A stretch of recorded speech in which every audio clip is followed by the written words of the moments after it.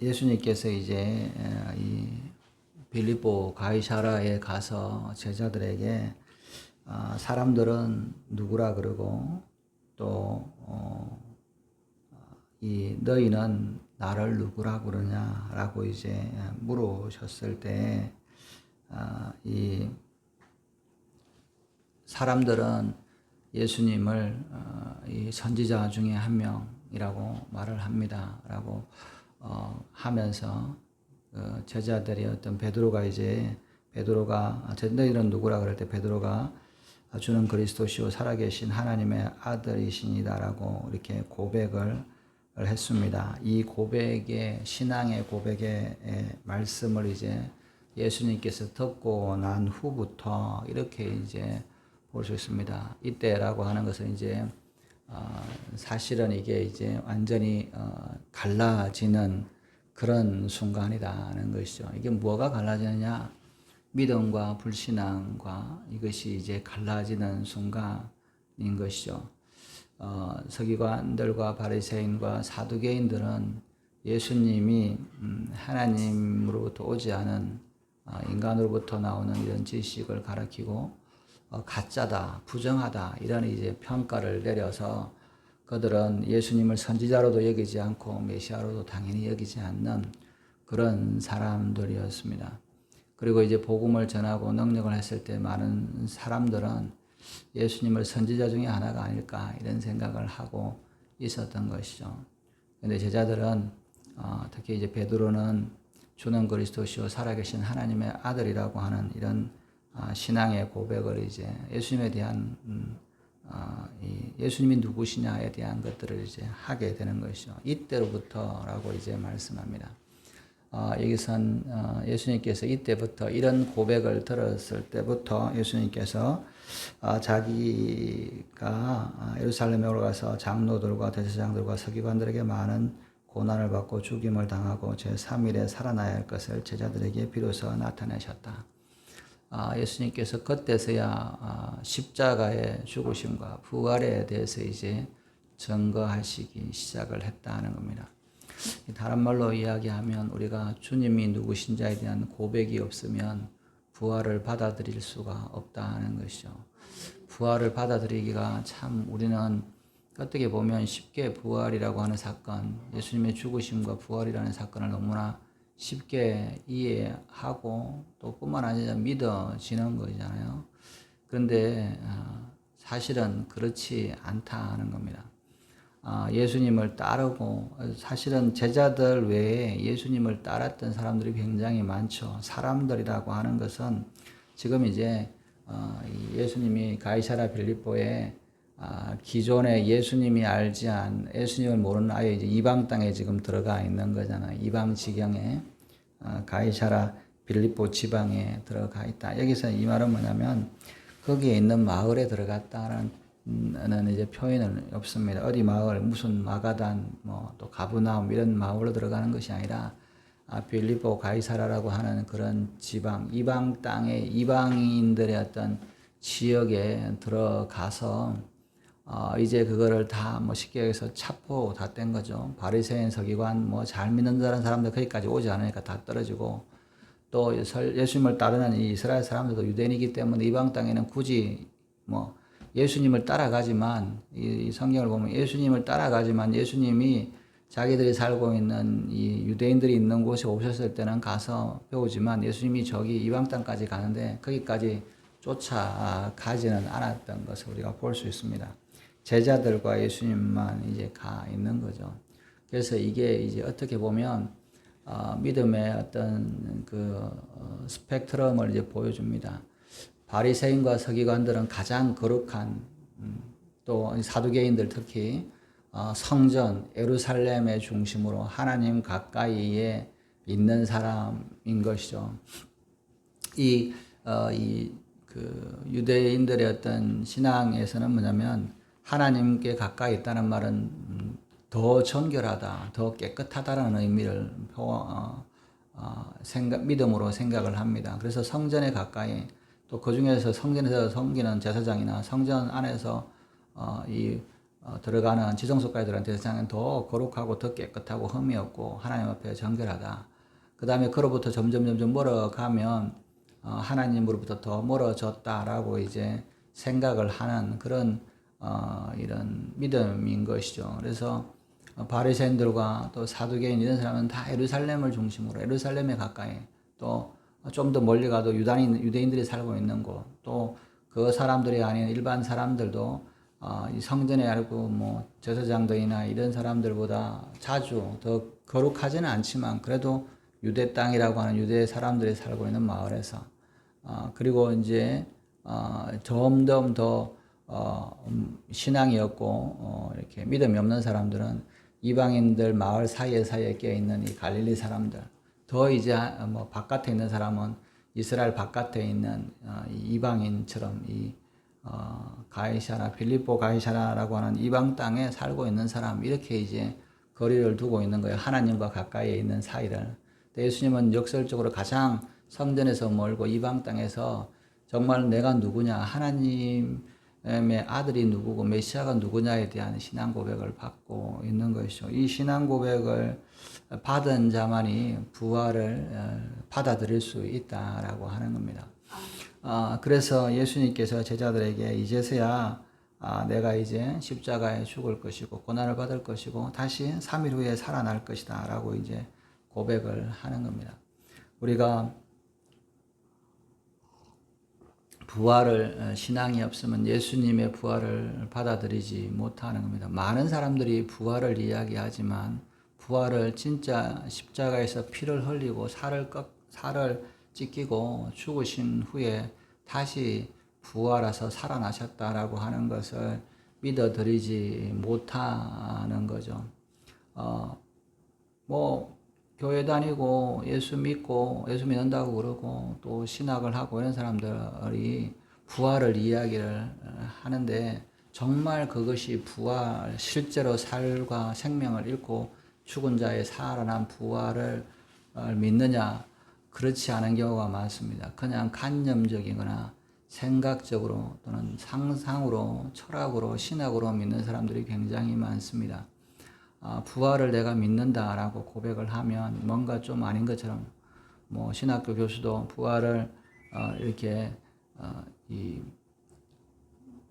믿는 거 당신이 부활을 어떻게 생각하냐? 뭐 그 당시에 제자들이 이렇게 좀 갑자기 변화되고 또 이런 기독교가 부흥한 것을 보니까 부활이라고 하는 것을 부활이라고 하는 그런 사건들이 있었을 것 같지 않냐. 근데 그것을 자기가 믿는다라고 고백을 하지 않는 것을 보게 됩니다. 당신이 부활을 믿습니까? 저는 믿습니다. 라고 우리는 쉽게 이야기를 하지만 이게 정말 쉽지 않은 것이다 하는 거죠. 이 부활을 믿는다라고 하는 것은 예수님이 하나님이시고 하나님의 아들이시다라고 하는 그런 고백이 있어야 되고 그런 고백이 정말 생각이나 이상이나 무슨 부활하신 주님이 내 마음속에 그냥 이렇게 있다 이렇게 생각을 하는 거가 우리는 여러분들이 생각하는 부활하신 주님이 내 속에 있다라고 하는 거와 많은 사람들이 부활이 내 속에 있다라고 하는 것이 다른 의미인 거죠. 저도 이렇게 뭐 사람들이 부활을 믿는다, 부활이 내 속에 있다라고 이야기하는 것을 보를 때마다 저분은 그냥 당연히 죽으시고 부활하신 것을 믿을 거라고 생각을 했는데 그렇지 않더라 하는 거죠. 오히려 부활을 그냥 관념이라 예수님의 부활하심을 어떤 그분의 세상 생각이, 그분의 철학이, 그분의 교훈이 나에게 지금 살아 숨쉬어. 그래, 그런데 예수님이 십자가로 죽으시고 부활하신 거 맞아? 정말 네가 그렇게 믿어? 그러면 그렇게는 뭐 역사적인 사실이라고 받아들이지는 좀 애매하다. 어떻게 죽은 사람이 살아나냐? 이렇게 받아들이는 거죠. 제가 뭐 자주 말씀드렸지만 신대원 다닐 때 그 교수님이 그런 이야기를 하시더라고요. 자기가 이 미국에서 유학해서 이제 부활에 대해서 리포트를 이제 과제를 써라 그래서 부활에 대해서 자기가 누구보다 잘 믿으니까 열심히 리포트를 써서 이제 교수한테 뭐 자료를 찾아서 이렇게 냈더니 이제 교수가 묻더라는 거죠. 너는 부활이 실제로 일어난 것으로 믿냐? 당연하지 않냐? 당연히 믿는다 그래. 근데 너는 왜 이렇게 이 과제를 내는데 참고문헌에 전부 다 부활을 안 믿는 사람의 인용을 다 썼냐, 그런 이야기를 하더라는 거죠. 자, 깜짝 놀라서 무슨 소리냐, 얼마나 이렇게 부활을 하는 거, 부활에 대해서 막 이렇게 많이 이야기하는 것 우선순위로 제일 부활을 많이 이야기하는 사람들의 그런 자료를 가지고 인용을 했는데, 너 이거 잘 봐라, 여기 있는 사람은 전부 다 부활을 실제로 믿는 사람이 아니다. 그래서 굉장히 충격을 받았다 그래요. 부활이라고 하는 것이 정말 일어난 일이고 정말 십자가에 죽으시고 죽은 자의 부활이 일어났다라고 하는 것을 믿느냐? 그렇지 않다는 거죠. 믿는다라고 그러는데 너의 부활에 대해서 어떻게 사냐 하면, 예수님의 부활이 믿어져야 나의, 여러분들이나 저의 부활이 믿어지는 거잖아요. 그게 믿어져야 내가 죽는 것이 두렵지 않습니다. 그것이 믿어져야 내가 죽어도 살 것이라고 하는 그런 믿음이 있는 거예요. 저도 자주 이야기하지만, 코로나가 부활에 대해서 정말 적나라하게 드러냈다라는 생각을 많이 합니다. 여러분, 한국교회가 코로나가 창궐하니까 죽을까봐 교회를 문을 걸어 닫는 이런 일들을 보면서 저는, 정말 부활을 믿는 사람이 정말 적구나. 죽을까봐 저렇게 교회를 안 나오고 지금까지 믿었던 모든 것들이 다 거짓인 것을 드러내는 것을 봤습니다. 그들은 나는 부활을 믿는다 라고 하지만 그들이 믿는 부활은 정말 실제의 부활이 아니다라고 하는 것이죠. 여러분, 우리가 이것을 잘 분별을 해야 됩니다. 그러지 않으면 우리는 부활의 믿음을 가지고 갈 수가 없습니다. 부활의 신앙이라고 하는 것은 예수님만 죽고 부활하신 것이 아니다. 우리도 죽음 앞에 죽음으로 나아가고 부활할 것을 우리가 믿는 것이죠. 여러분, 죽음 앞에, 생명이 앞에 이 부활 신앙이 없으면 우리가 믿음이 제대로 주님 앞에 설 수 없다는 겁니다. 우리가 이렇게 쉽게 순교할 수 있냐 이런 이야기하면 고난받고 고문받고 순교 이렇게 하나님이 주셔야지라고 하지만, 가장 기본적인 게 이 부활 신앙이 없으면 절대로 확실한 것은 순교를 할 수 없다. 부활 신앙이 없으면 절대로 죽음 앞에서 내가 믿음을 지킬 수 없다라고 하는 것이죠. 예수님께서 이렇게 말씀하시니까 제자들이 베드로가 예수를 붙잡고 항변하여 이르되 주여 그리 마옵소서, 이 일이 결코 주께 믿기지 아니하나이다. 여기서 그리 마옵소서라고 하는 것은 헬레오스 소이라고 하는 헬라어를 사용하고 있는데, 당신에게 자비가 있기를, 이런 뜻입니다. 즉 다른 말로 이야기하면 자비라는 말은 하나님이 함께하는 은혜, 이런 뜻을 이야기를 합니다. 하나님께서 당신에게 주는 자비가 있기를 원합니다. 이런 표현이죠. 그리 마옵소서라고 하는 이제 원래 원뜻은, 그 말은 뭐냐면 하나님이 함께하면 절대로 제사장이나 서기관들이나 장로들이 당신을 죽일 수 없는 거 아니냐, 이렇게 이야기를 하는 거예요. 여러분, 여기서 굉장히 어떤 중요한 이야기를 하고 있습니다. 지금 바리새인들과 서기관들은 예수님이 하나님과 함께하는 사람이 아니라고 하는 것을 주장을 하잖아요. 하나님으로부터 온 사람일 수가 없고 부정하니까. 그래서 하나님으로부터 사람이 아니기 때문에 우리가 따를 수 없다라고 하고 있는데, 이 베드로는 예수님이 십자가에 죽으신 거, 예수님이 죽으신다 그러면 그것은 하나님이 함께 하시는 증거가 될 수 없습니다 라고 이야기를 하고 있는 거죠. 그죠? 그래서 예수님이 하나님과 함께 하신다면, 하나님의 자비가 있다면 이런 일은 절대로 일어날 수 없습니다. 다른 말로 이야기하면 예수님이 십자가에 죽으시면 하나님이 함께 하시지 않는 거다. 그러니까 그 길을 가면 안 된다. 이런 이야기를 하는 거죠. 이게 참 부활인 것이죠. 예수님이 하나님과 함께 하는 자는 고난을 받을 수 있고 부활을 할 수가 있습니다. 고난받는다라고 하는 거, 여기서 이 베드로가 본 것은 고난에 대한 것이죠. 죽음에 대한 것입니다. 우리는 죽음에 대한 것을 두려움으로 가는 것이죠. 하나님을 의지하고 이 부활의 신앙, 죽은 자도 살아날 것이다, 하나님 안에서는 죽어도 살 것이다 라고 하는 그 믿음이 있지 않으면 죽음 앞에서 두려워하고 죽음 앞에서 물러서는 거죠. 만약에 이 베드로가 부활이라고 하는 것을 믿었다면 절대로 이런 말을 할 수가 없는 것이죠. 이게 참 놀라운 것은 주님을 그리스도시라고 시인하면서도 부활을 받아들이기가 그만큼 어렵다라고 하는 것이죠. 그래서 이 예수님이 하나님이 함께 하시면 절대로 고난받을 수 없음을 이야기를 합니다. 그런데 예수님께서는 하나님이 함께 하시기 때문에 내가 고난을 받는다라고 이야기를 하고 있는 것이죠. 예수께서 돌이키시며 베드로에게 이르시되 사탄아 내 뒤로 물러가라 너는 나를 넘어지게 하는 자로다. 내가 하나님의 일을 생각하지 아니하고 도리어 사람의 일을 생각하는도다. 하나님의 일을 생각한다면 하나님이 함께 하시면 죽을 수 있고 하나님이 함께 하시면 십자가에 못 박힐 수 있고 하나님이 함께 하시면 이것이 내가 망할 수 있다라고 하는 거, 이게 신앙인 것이죠. 이게 참 믿음인 것이죠. 우리가 하나님이 함께 하시면 절대로 죽을 수 없습니다. 이렇게 고백하는 것은 믿음이 아닙니다. 하나님이 함께 하시기 때문에 죽을 수 있는 거야. 왜? 부활을 믿기 때문에. 부활이 하나님이 하실 것이기 때문에. 여러분, 십자가를 지는 것은 내가 하는 일입니다. 그러나 하나님께서 부활을 베푸는 것은 하나님이 하시는 거예요. 그래서 죽어야 살릴 거 아니에요. 그죠? 내가 죽어야 하나님의 부활의 능력이 드러나고 하나님이 드러나는 거다. 이게 하나님의 일이다. 보기는 참 좋아 보입니다. 하나님이 함께 하시면 고난이 없을 겁니다라고 하는 말을 하는 것이 참 좋아 보이지만 그것은 하나님의 일이 아니다. 제가 죽으면 이게 하나님의 영광을 드러내겠습니까? 내가 이렇게 성공하지 못하면 어떻게 하나님의 일을 드러내겠습니까? 내가 이렇게 잘 되지 않으면, 예수 믿는 사람이 잘 되지 않으면 어떻게 하나님의 일을 드러내겠습니까? 라고 말을 하는 사람, 그렇게 생각하는 사람이 많습니다. 그러나 하나님이 함께 하시면, 하나님이 함께 하시기 때문에 내가 죽을 수 있고, 하나님이 함께 하시기 때문에 내가 망할 수 있고, 하나님이 함께 하시기 때문에 내가 아무것도 아닌 존재가 될 수 있는 것이다 하는 것이죠. 하나님의 일을 생각할 때 내가 죽어야 내가 다시 살아나는 하나님의 역사가 드러나는 것이죠. 사람의 일을 생각하면 하나님과 반대의 길을 갑니다. 여기서 중요한 일이 있죠. 사람의 일을 생각했다. 여러분, 사람의 일을 생각하는 것은 사탄의 일이다. 사람의 생각을 가지고 가는 것은 사탄의 뜻에 따라서 넘어지게 된다라고 말씀을 합니다.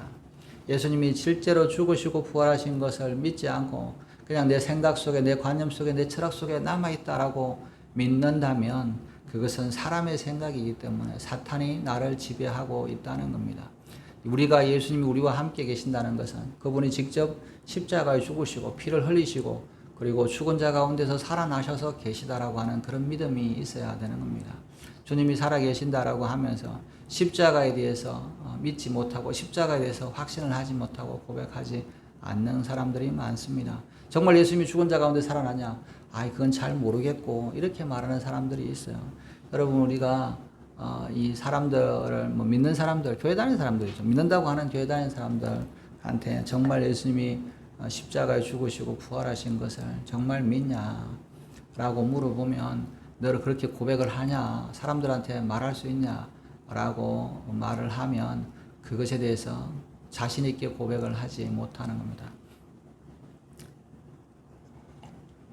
제가 요즘에 참 이렇게 많이 깨닫는 것들이 있습니다. 이제 그 선거 전에 이렇게 스타벅스에서 그런 이야기가 있었잖아요. 탱크데이 이래가지고 이제 이렇게 텀블러를 이렇게 할인 상품으로 파는데 이제 그것 때문에 스타벅스 불매 운동을 하고 5.18을 희화했다는 둥 이렇게 대통령도 이야기하고 막 난리를 치는 것을 보면서 참 사람들도 이러면 너무한 거지 뉴스에 나오고 또 예수 믿는 사람도 좀 과했다 이렇게 이야기를 가만히 듣고 제가 참 이렇게 웃음이 나오더라고요. 그건 뭐냐면 여러분, 진실은 오랜 세월을 거쳐서 고난을 겪고 나서도 무너지지 않는 게 진실입니다. 여러분, 얼마나 많은 사람들이 예수님을 비난하는데 아무도 예수님에 대해서 왜 예수님을 희화하냐, 예수님을 왜 이렇게 함부로 하냐, 그렇게 말하는 기독교인은 한 명도 없잖아요. 왜 그럽니까? 이게 사실은 제가 이게 우리나라에서는 5.18이 예수님보다 더 신성식내구나, 거룩하구나, 입도 대면 안 되는구나, 그런 생각을 하면서 지금 그렇구나. 그런데 진짜는, 여러분, 진짜는 비난과 시간을 지나가서 남는 게 진짜입니다. 오랜 세월이 지나고 오랜 비판을 겪고 나서도 흔들리지 않는 거. 왜? 진짜이기 때문에. 가짜는 세월이 지나면 다 흔들립니다. 여러분, 공산주의 있잖아요. 공산주의가 세상을 잡을 것 같이 다 막 이게 옳은 거, 진리인 것처럼 쫓았지만 세월이 지나니까 다 가짜라고 드러나는 거잖아요. 여러분, 이 공산주의를 쫓았던, 공산주의를 추종했던 사람들이 사실은 소련이나 러시아나 중국에 많았을 거라고 생각하잖아요. 사실은 그렇지 않습니다. 공산주의를 추종했던 것은 사실은 러시아는 공산주의를 따랐던 사람의 생각으로 작습니다. 그래서 우리가 러시아를 볼셰비키 혁명이라 그러잖아요. 정말 한 줌도 안 되는 사람들이 혁명을 일으켰다 그러잖아요. 정작 공산주의를 따랐던 사람들은 유럽과 미국입니다. 영국, 프랑스, 독일 이런 사람은 공산주의가 소련에 있는 공산주의보다 훨씬 더 많았고 미국에 있는 사람들보다 훨씬 더 많았습니다.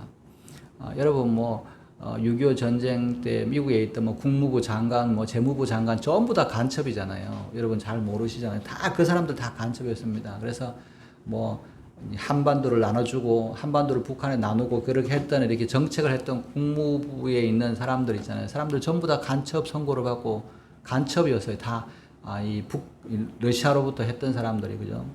그런 사람들이 이렇게 추종했던 것이 우리나라도 마찬가지고 유럽이 한 7, 80%는 다 공산주의를 주장을 했던 사람입니다. 오히려 러시아는 오히려 기독교 국가고 사람들보다 정말 작은 사람이 쫓았지만 대부분의 그랬던 사람들인데 그 공산주의도 무너지잖아요. 그런 것들이 가짜는 시간을 지나고 나서 또 흔들리지 않는 겁니다. 여러분, 예수님이 십자가와 예수님의 부활은 2000년 동안 비난과 조롱과 비웃음과 이런 대상이 되었습니다. 야, 사람이 어떻게 죽었다가 다시 살아나? 네가 한번 죽었다가 살아나봐. 그죠? 그렇지만 예수님의 부활과 십자가의 사건은 흔들림이 없습니다. 왜? 진실이기 때문에 그렇습니다. 그래서 진실은 오랫동안 고난을 겪고 나서야 진실을 우리가 알 수가 있는 거예요. 그래도 흔들리지 않는 거, 이게 진실인 것이죠. 그래서 예수님의 십자가 부활은 2000년 동안 흔들림이 없는 거죠. 왜? 진실이기 때문에. 그죠? 이게 하나님의 역사입니다.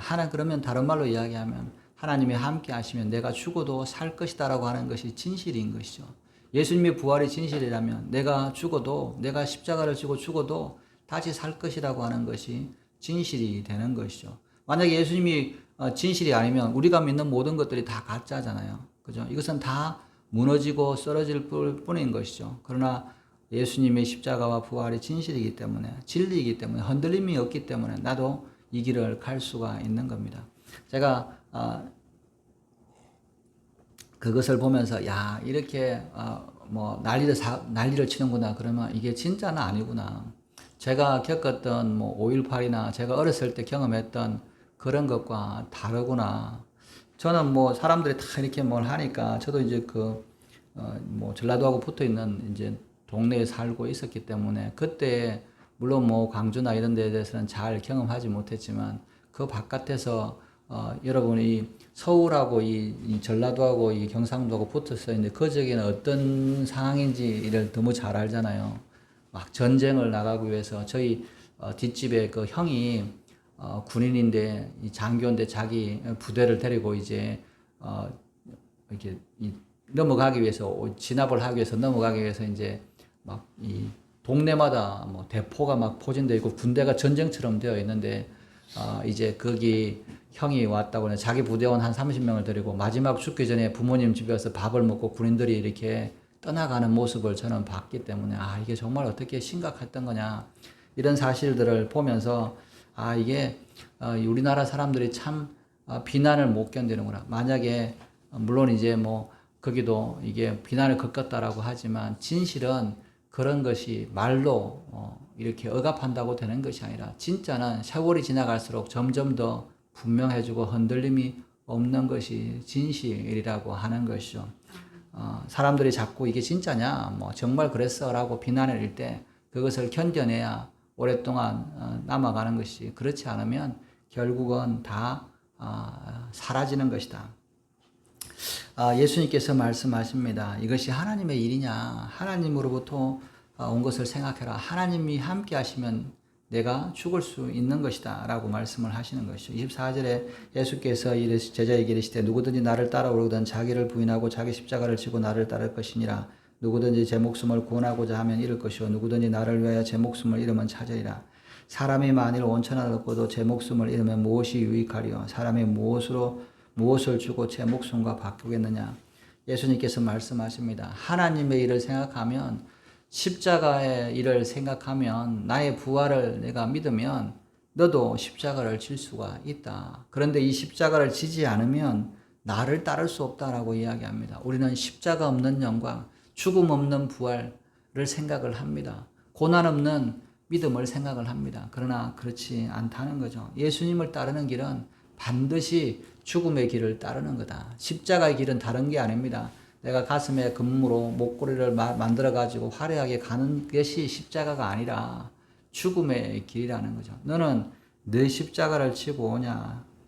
나를 부인하고 자기를 부인하고 나를 십자가를 지지 않으면, 즉 이 말은 네가 죽지 않으면 죽음이 없이 부활은 없다. 네가 부활을 믿는다 그러면 네가 반드시 죽어야 한다. 죽음 없는 부활이 없고 고난 없는 영광이 없고 십자가 없는 믿음의 길이 없다라고 말씀을 합니다. 십자가를 지지 않고 안 죽으려고 하고 하면, 고난이 없이 하려고 그러면 너는 나를 따를 수 없다라고 이야기합니다. 우리는 예수님을 따르는 길은 반드시 내가 죽는 길이다. 그런데 여기 보면 역설적으로 내가 죽는 길이 오히려 쉬울 수 있다. 나를 부인하면.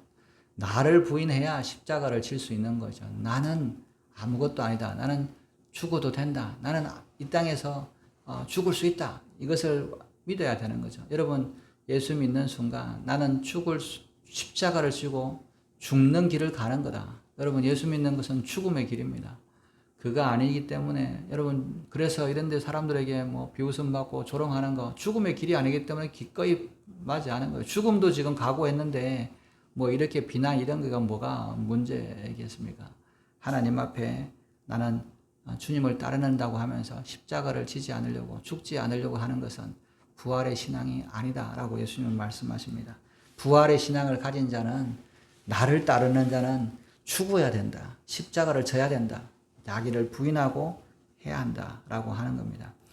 25절에 누구든지 제 목숨을 구원하고자 하면 잃을 것이요 누구든지 나를 위하여 제 목숨을 잃으면 찾으리라. 누구든지 제 목숨을 구원하고자 하면, 이 말은 십자가를 안 지려고 하면 결국은 죽는다.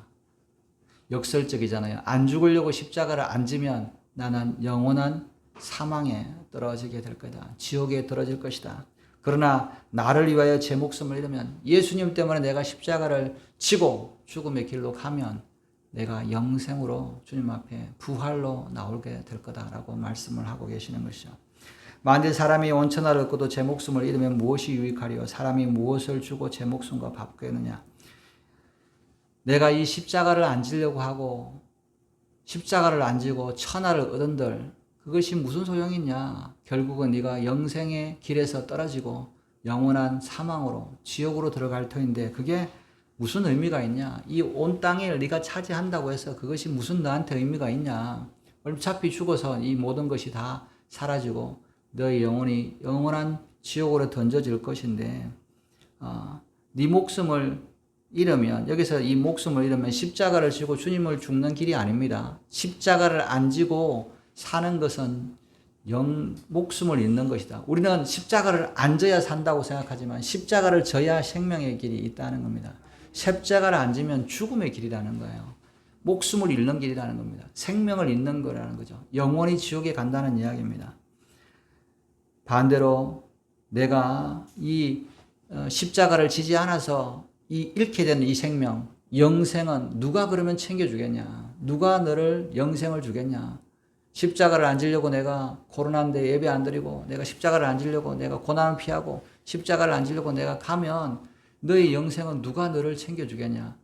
그죠? 십자가를 안 진다는 말은 예수님을 안 따르는 길이잖아요. 예수님을 따르지 않는 길인데, 예수님을 따라야 예수님으로부터 떡도 먹고, 예수님으로부터 기적도 받고, 예수님의 가르침도 받고, 예수님의 생명도 얻는데, 부활도 경험하는데, 십자가를 안 지는 사람은 예수님을 안 따르니까 그 사람은 떡도 없고 생명도 없고 부활도 없고 그냥 목숨은 자기는 자기 목숨을 살릴 거라고 생각했지만 결국은 지옥에 던져지게 되는 것이죠. 코로나 때 안 죽으려고 교회 안 나와서 아직도 안 들어오는 사람들이 안 다니는 사람들은 많잖아요. 그 사람의 영생은 뭐 누가 챙겨줍니까?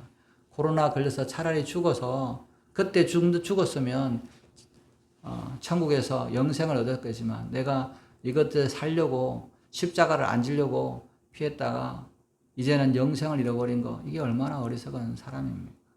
많은 사람들이 언제부터 코로나 때부터 안 다니는 사람들이 굉장히 많죠. 교회를 안 다니는 사람.